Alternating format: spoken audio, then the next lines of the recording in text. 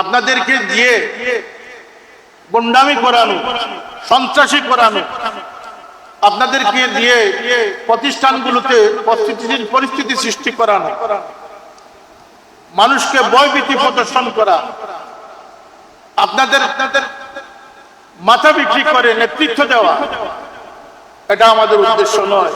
তালামজি ইসলামী একটি আদর্শ কাফেলা, এই তরুণ ছাত্র সমাজ, আমাদের প্রেরণা বুজুর্গানে কেরাম,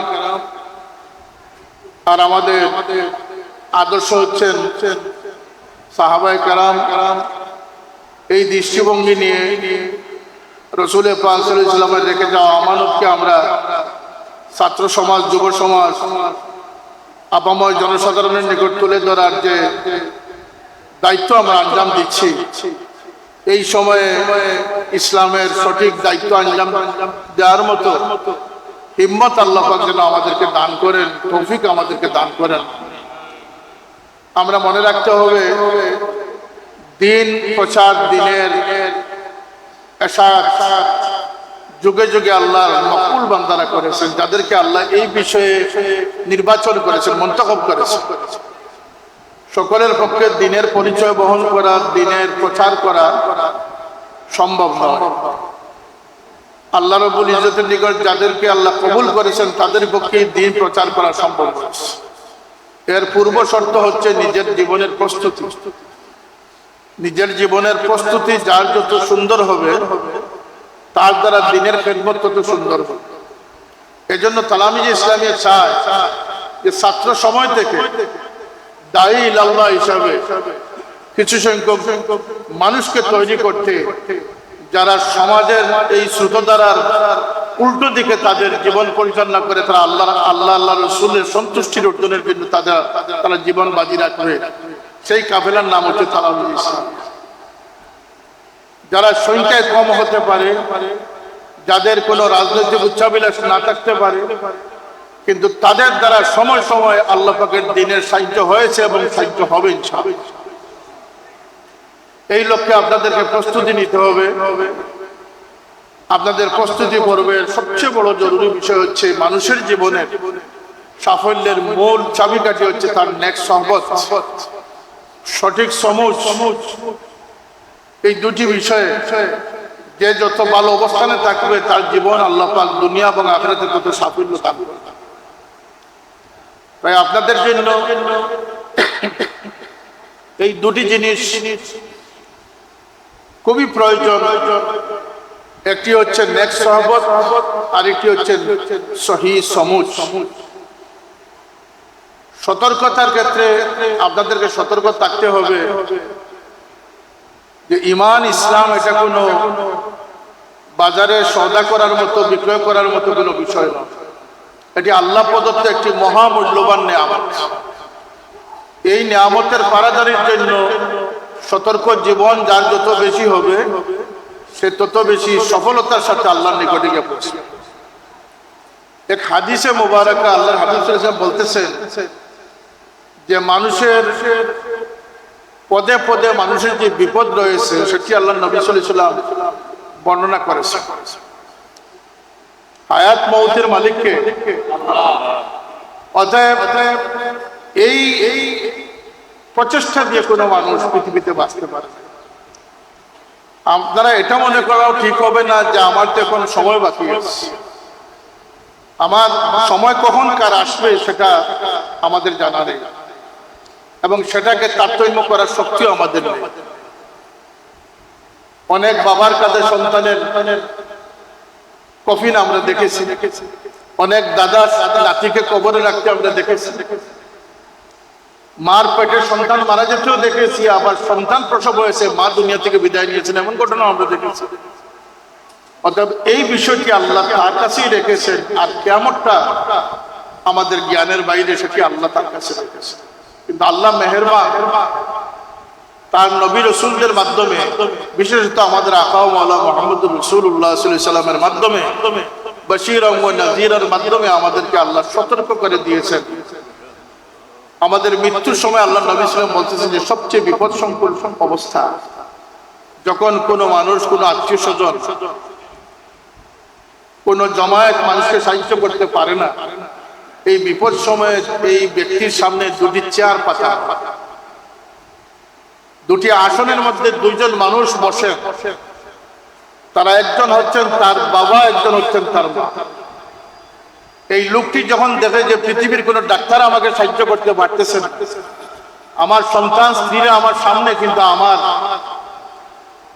অন্তরে প্রশান্তি দেওয়ার ক্ষমতা কারণে, তখন সে মা বাবাকে দেখে আশ্বস্ত, কিছুক্ষণের জন্য হলেও সে তার মনের মধ্যে একটা তৃপ্তি আসে। সেই মা বাবা তাকে পরামর্শ দেন যে বাবা, তোমার মতো নামাজ বন্দেগী আমরাও করেছি, কিন্তু কোনো কাজে আসে নাই, নাউজুবিল্লাহ। তোমার মতো আল্লাহকে আমরাও সিজদা করেছি, মেনেছি, আমাদের কোনো ফল আসে নাই। তুমি যদি এই বিপদে বাঁচতে চাও তাহলে তুমি বলো আল্লাহ নাই, নাউজুবিল্লাহ। আল্লাহ নবী সাল্লাল্লাহু আলাইহি ওয়াসাল্লাম বলতেছেন, এই দৃষ্টিভঙ্গি নিয়ে এই বেঈমান হয়ে অধিকাংশ মানুষ পৃথিবী থেকে বিদায় নিচ্ছে।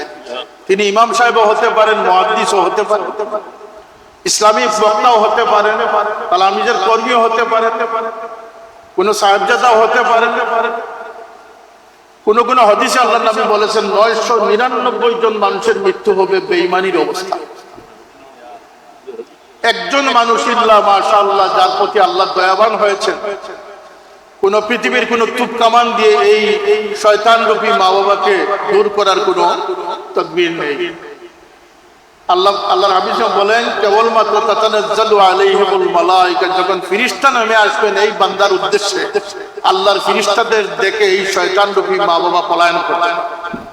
কথাটা বুঝে এসেছে আপনাদের?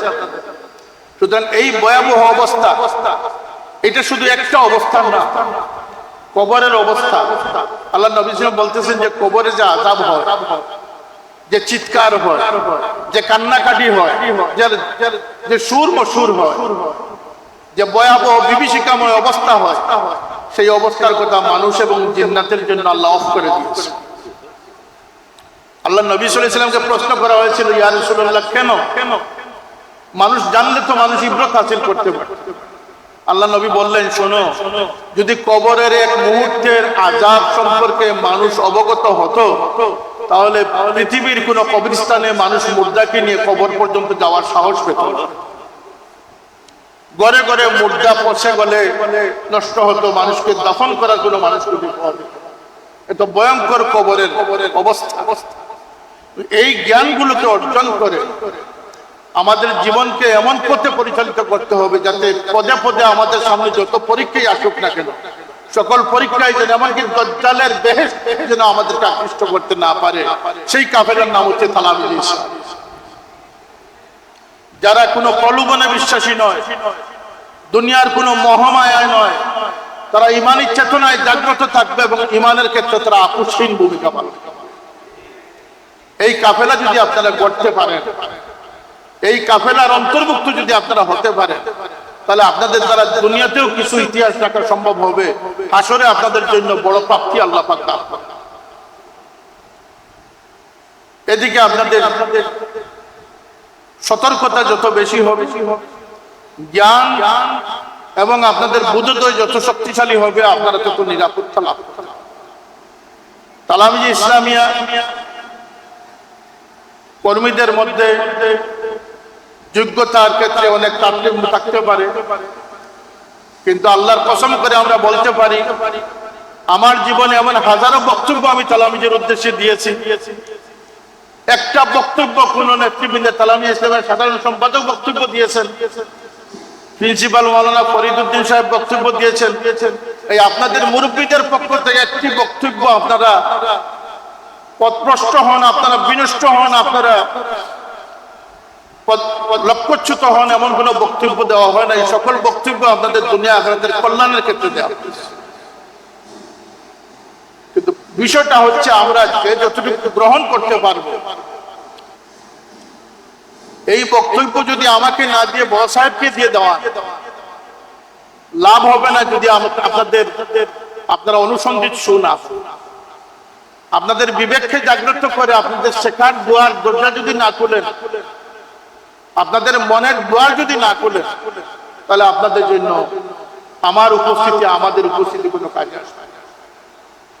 আপনাদেরকে বিশ্বাস করতে হবে যে এটি হচ্ছে ওয়াতাওয়াসাউ বিল হাক্কি ওয়াতাওয়াসাউ বিস সাবর। এই সমস্ত আলোচনা হচ্ছে আপনাদের জীবন মানকে উন্নত করার জন্য।